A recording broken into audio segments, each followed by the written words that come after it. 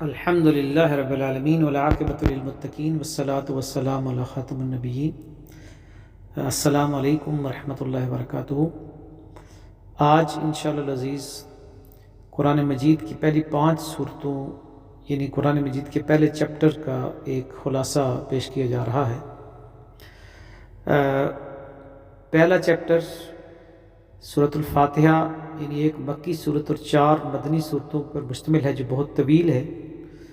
تقریباً 6.5-7 پاروں کے قریب یہ پہلا چیپٹر ہے۔ اس میں سب سے پہلی صورت سورۃ الفاتحہ ہے، جس میں ایک صحیح عقل اور ایک قلب سلیم اور ایک تندرست اور مکمل زندہ ضمیر والا شخص جب کائنات پہ غور کرتا ہے تو اس کے جذبات کو اللہ تعالیٰ نے ایک زبان دی ہے کہ وہ اللہ تعالیٰ کی حمد کرتا ہے، تعریف کرتا ہے،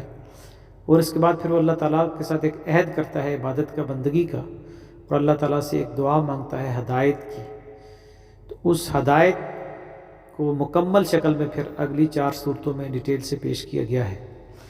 اور سورۃ البقرہ میں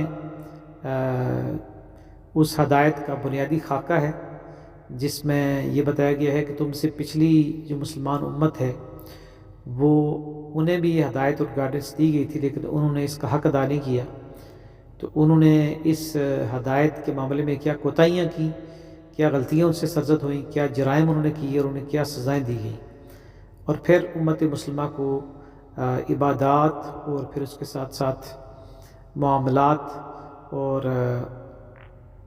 اللہ کے راستے میں خرچ کرنا اور اس دین کو عام کرنے کی ذمہ داری کے حوالے سے ڈیٹیل سے ہدایات دی گئیں۔ اس میں خاص طور پر سورۃ البقرہ کی جو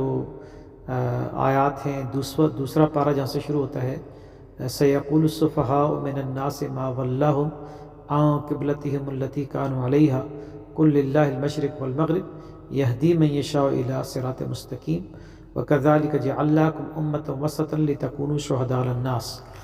یہ قبلہ تبدیل کر کے اب انسانیت کی قیادت امت مسلمہ کے سپرد کر دی گئی، اور یہ کہہ دیا گیا کہ ہم نے تمہیں امت وسط بنایا ہے۔ تو امت وسط کے 2 معنی لیے جا سکتے ہیں۔ ایک تو یہ ہے کہ درمیانی امت ہے، یعنی یہ درمیان کی چال چلتی ہے، یعنی ایک ماڈریٹ امت ہے، ایکسٹریمزم یا انتہا پسندی کی طرف نہیں جاتی، بلکہ درمیانی راستے کے اوپر ہے جو اللہ تعالیٰ کو پسند ہے۔ اور دوسرا یہ کہ یہ اللہ اور بندوں کے درمیان، انسانیت کے درمیان یہ اللہ کا پیغام پہنچانے والی ہے۔ یعنی ایک طرف اللہ ہے، اللہ نے اپنا پیغام اللہ کے رسول صلی اللہ علیہ وسلم تک پہنچایا، اور رسول صلی اللہ علیہ وآلہ وسلم نے اس کو انسانوں تک پہنچایا، یعنی عربوں تک، اور پھر اب امت کی ذمہ داری لگا دی کہ وہ اس پیغام کو آگے پہنچائیں گے۔ تو اس طریقے سے پھر سورہ آل عمران ہے، جس میں پہلی 100 آیات میں عیسائیوں پہ اتمام حجت کیا گیا ہے، کیونکہ عیسائی دنیا ایک بڑی وسیع دنیا ہے آج بھی۔ انہیں بتایا گیا ہے کہ اصل دین کیا ہے، اور اس کی طرف ان کو دعوت دی گئی ہے۔ اور وہاں سورۃ البقرہ میں ایمان کی بات کی گئی ہے، اور سورہ آل عمران میں اسلام کی، ان الدین عند اللہ الاسلام، اور اس اسلام کی پھر مزید ڈیٹیل دی گئی ہے۔ اس میں ایک جماعت کا نظم کیا ہوگا، اس کے ڈسپلن کیا ہوگا، آرگنائزیشن کیسے ہوگی، امیر کے تحت کیسے کی جائے گی، جو اس کے کارکنان ہیں ان کی ڈیوٹیز کیا ہوں گی، اور ایک زبردست قسم کا ڈسپلن قائم کرنے کا حکم دیا گیا ہے۔ اسی لیے اس صورت میں کہیں تو یہ کہا گیا ہے وَاعْتَصِمُوا بِحَبْلِ اللَّهِ جَمِيعًا وَلَا تَفَرَّقُوا، جہاں امت مسلمہ کو ہدایت دی گئی ہے کہ اللہ کے رستے کو مضبوطی سے پکڑ لو اور تفرقہ نہ کرو، اس کے ساتھ یہ کہا گیا ہے کہ وَلْتَكُن مِّنكُمْ أُمَّةٌ يَدْعُونَ خَيْرًا،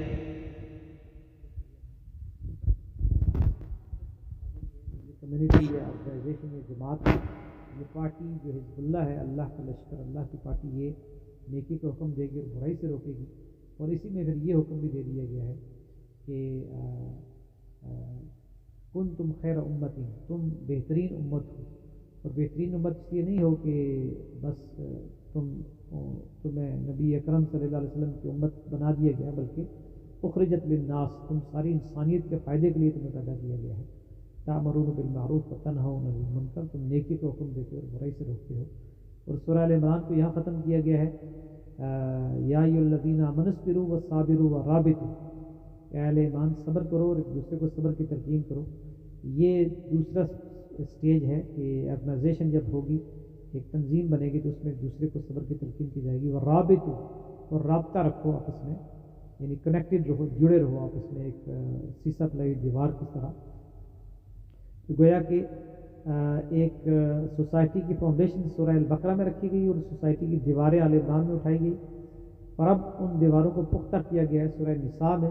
جہاں فیملی لائف کے بارے میں بتایا گیا کہ جو باہر کی جو ڈیوٹیز ہوں گی ایک اسلامی پارٹی کے کارکن کی حیثیت سے، وہ ایک مومن اس صورت میں ادا کر سکتا ہے کہ اس کے گھر، اس کا خاندان مضبوط ہو، میاں اور بیوی کا رشتہ مضبوط ہو، بچوں کی تربیت اس طرح سے کی جائے کہ وہ کل اسلامی تحریک کے بہترین کارکن بنے، اور وہ اپنی ذمہ داری کو محسوس کریں کہ ہمیں اللہ کے دین کو پہنچانا ہے، اس کا ابلاغ کرنا ہے. اس کے لیے ایک مضبوط فیملی یونٹ کی ضرورت ہے. اس میں میاں بیوی کے درمیان جو اختلافات ہوں گے ان کو کیسے حل کیا جائے گا، آپس میں جو تھوڑی بہت کمی کوتاہی ہوگی وہ اس کو کیسے پورا کرنا ہے، وعاشرہن بالمعروف، اچھے طریقے سے گزارا کرنا ہے، والصلح خیر، صلح صفائی سے آپس میں رہنا ہے. اور اسی طرح دیگر جو اسلامی حکومت کے لیے جو ذمہ داریاں کیسے دی جائیں گی، ان اللہ یامرکم ان تؤدوا الامانات الی اہلھا، امانتیں اہل لوگوں کے سپرد کرو. یعنی جب خاندان سے کمیونٹی اور آرگنائزیشن کی طرف جاؤ تو جو بھی ڈیوٹی رسپانسبلٹی کسی کو دی جائے وہ میرٹ کی بنیاد پہ دی جائے. وہ فرد جس کو کوئی بھی ڈیوٹی دی جائے، پرائم منسٹر بنایا جائے یا اس کو وزیر خزانہ بنایا جائے یا اس کو کہیں کلرک بھرتی کیا جائے، چھوٹی سے چھوٹی جاب ہو یا بڑے سے بڑا عہدہ ہو، جو بھی رسپانسبلٹی دی جائے وہ اس بنیاد پہ دی جائے کہ اس بندہ اہلیت رکھتا ہو، اس کے پاس اسکل بھی ہو اور وہ امانت دار بھی ہو. تو اس طریقے سے ایک اسلامی کمیونٹی جو ہے وہ ڈیولپ ہوگی. اور اس میں پھر بتا دیا گیا کہ آیت نمبر 135 میں سورہ النساء کی کہ یا ایھا الذین آمنوا کونوا قوامین بالقسط شہداء للہ، کہ عدل و قسط جو ہے نا وہ اس کے اوپر قائم رہو. اور قرآن مجید میں 3 جگہ اللہ نے فرمایا ان اللہ یحب المقسطین، اللہ تعالیٰ عدل کرنے والوں کو سے محبت کرتا ہے. تو یہ عدل اور انصاف اور بیلنس خاندان کے اندر بھی ہوگا، اور پھر معاشرے کے اندر لوگوں کے درمیان جیسے فیصلہ کرتے ہوئے عدالتوں کے اندر بھی عدل ہوگا. اور پھر اسی کو آگے بڑھا کر سورہ المائدہ میں اس کو کمپلیٹ کر دیا گیا، الیوم اکملت لکم دینکم واتممت علیکم نعمتی، آج میں نے دین مکمل کر دیا اور اپنی نعمت تم پر تمام کر دی، اور رضیت لکم الاسلام، اسلام کو تمہارے لیے دین کے حیثیت سے چن لیا، ایک مکمل اور کامل دین اس میں دے دیا. اور پھر سورہ المائدہ میں خاص طور پر جو اسلامک اسٹیٹ یا ریاست ہے اس کی جو بڑی بڑی ذمہ داریاں ہیں کہ وہ کس طریقے سے معاشرے میں امن و انصاف کو نافذ کرے گی، عدل کرے گی، اور کس طریقے سے جو مجرم ہیں ان کو کیا کیا سزائیں دی جائیں گی، چوری کی سزا کیا ہے، اور شراب اور جوئے کو حرام قرار دے دیا گیا. کھانے پینے کے معاملات میں، شادی بیاہ کے معاملات میں آخری درجے کے جو احکامات ہیں وہ دے دیے گئے. حلال حرام کے جو معاملات ہیں اس کو بالکل واضح کر دیا گیا. تو یہ گویا کہ ایک مکمل شریعت کا کوڈ وہ دے دیا گیا. اور جب یہ قرآن مجید مکمل ہوا تو اس وقت ایک پوری نسل موجود تھی جس کے حوالے یہ شریعت کر دی گئی. اس کو یعنی یہ اگرچہ یہ صورتیں 2 ہجری سے لے کر 10 ہجری کے درمیان یہ 4 صورتیں نازل ہوئی ہیں مختلف اوقات پہ، لیکن ان سب کو اکٹھا کر کے جمع کر کے بالکل شروع میں رکھ دیا گیا تاکہ امت مسلمہ جب بھی قرآن کھولے اور پڑھے تو ایک طرف تو ان صورتوں کا نمایاں ترین مضمون ہے بنی اسرائیل اور عیسائی اور یہودی، کہ ایک پہلے سے ایک مسلمان امت ہے، ایک کیس سٹڈی کے طور پر بتا دیا گیا ہے کہ تم سے پہلے ایک مسلمان امت تھی، اور جیسے کہ نبی اکرم صلی اللہ علیہ وسلم فرمایا کہ تم بنی اسرائیل کے نقش قدم پر چلو گے قدم بے قدم، اور تم بھی انہی گمراہیوں کی طرف مبتلا ہوگے جن میں وہ مبتلا ہوئے. تو یہ دراصل ہمیں ایک آئینہ ہے کہ ہم نے ان گڑھوں میں گرنے سے بچنا ہے جس میں وہ گرے، اور وہ غلطیاں ہم نہ کریں جو وہ انہوں نے کی. اور دوسری طرف امت مسلمہ کے لیے ایک مکمل کوڈ آف کنڈکٹ، ایک بہترین بیلنس نظام زندگی، ایک ایسا کامل اور مکمل سسٹم آف لائف دے دیا گیا کہ جو انسان اپنی عقل سے دریافت نہیں کر سکتا تھا، اور جو یعنی ہر تجربے اور ہر طرح کی اس کو ٹیسٹ کے اوپر پورا اترتا ہے. اس کو اگر آزما کر دیکھا جائے تو یہ گارنٹی دیتا ہے کہ معاشرے میں امن ہوگا، سکون ہوگا، اور ہر شخص کو اس کا حق ملے گا، اور انسان کی انفرادی زندگی میں بھی امن، سکون، راحت اور چین ہوگا، اور خاندانی زندگی بھی پرسکون ہوگی، اور جو معاشرہ ہے اس کے اندر بھی امن سکون ہوگا، اور ریاست اور ملک کے اندر بھی امن اور سکون ہوگا۔ یہ گویا کہ ایک دنیا کی کامیابی اور فلاح ہے۔ تو مکمل فلاح کا پروگرام ان 5 صورتوں میں جو پہلا چیپٹر ہے اس میں دے دیا گیا ہے، اور یہ بہت ڈیٹیل ہے، اس کو پڑھنا چاہیے، سمجھنا چاہیے۔ اور یہ دراصل ہماری ڈیوٹی ہے کہ ہماری جو آنے والی نسلیں ہیں، نئی جو نسل ہے، ہمارے جو پڑھے لکھے لوگ ہیں، وہ اس کے اوپر ریسرچ کریں اور